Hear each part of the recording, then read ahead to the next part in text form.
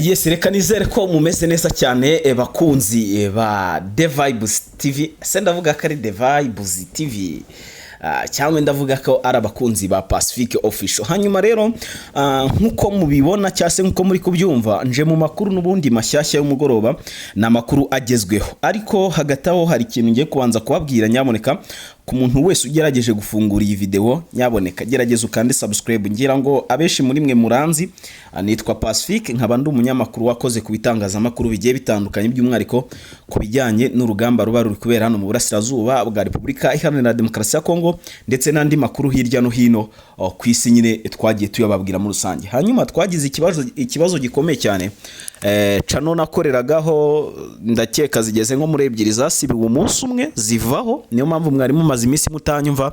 Hanyuma rero ndabasaba gukanda kuri subscribe kugira ngo tubane neza cyane gatanu kuri kagenzi kako. Niba kandi unyumvisha ari ubwa mbere nawe gerageza usupporting kuri uyu munsi kabisa, unkandire subscribe.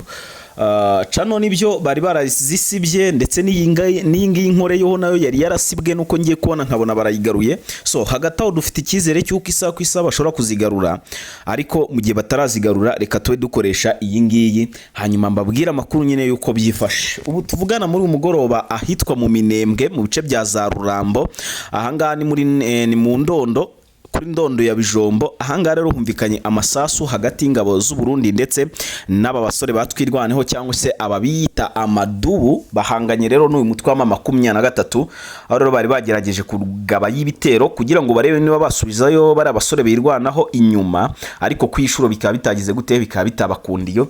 Birabaye rero babigerageje, ni ingabo z'u Burundi zari kumwe na Wazalendo zino za Maimai ya Kutumba, zino za Maimai nyine za William ya Kutumba. Uyu nguyu deployinzwe muri biriya bice nyine afite abasirikare cyangwa se abarwanyi batari bakeya.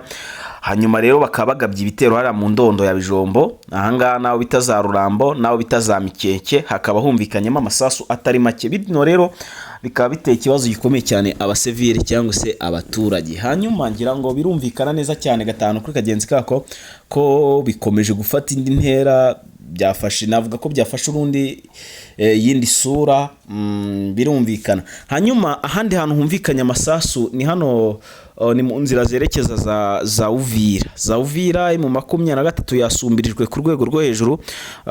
Biri kuvuga ko hari igikopo kiri gupangwa n'uyu mugabo bita Pacifique Masunzu ndetse n'uyu nguyu Prime Niyongabo nyine akaba umugaba mukuru w'igisirikare cy'u Burundi. Bakaba rero bateguye ibikorwa byo guhungabanya umutekano hano barwanyi ba M23, ariko kwishuro sinzi ngo biraza kwa bigenda bite, mbihanze amaso. Mu gihugu cy'u Burundi naho hari kuvugwa ibintu bidasanzwe, nubwo ku munsi w'ejo nabonye bagira batya bakirirwa bibasiye nyakubahwa Perezida Paul Kagame, uyu perezida wacu kabisa dukunda cyane, bavuga ngo yapfuye. Ariko cyari gihuha, bagombaga kubikora niko babaye nyine, nta wabarenganya.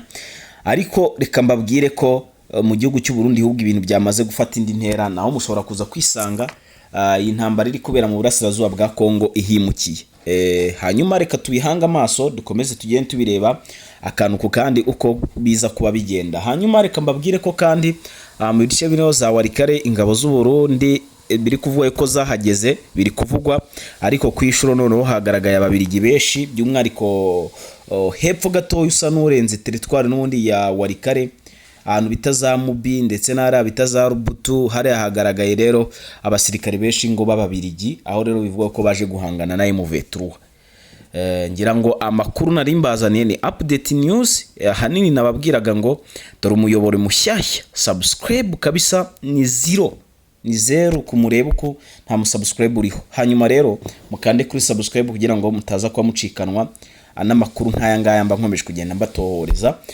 Ndagira ngo ku munsi w'ejo mu masaha mu gitondo nzabashakira amakuru ku buryo burambuye, mbabwire uko byifashe, ariko namwe urukundo rwanyu rugiye kugaragarira aha. Byibura abantu 100 mugerageza gufungura kino kiganiro, mukande kuri subscribe nyaboneka, mukande kuri subscribe utitaye ngo numwe. Inini twarazihoranye barazisibye. Hanyuma rero aho kugira ngo bikomeze bitugore, twahisemo kugira gute gufungura umuyoboro mushyashya wanyu wo kujya mwumviraho amakuru. Nabo bashobora kuzawusiba, ariko ntago bawusiba kuko kwishuro YouTube yampaye message mbwira ko yibeshye hanyuma reka dutegereze turebe ko n'izindi bazazigarura. ngira ngo ibyo badushinza murabizi ni amakosa rimwe na rimwe turayakora, ariko nyine ntago tuzasubira.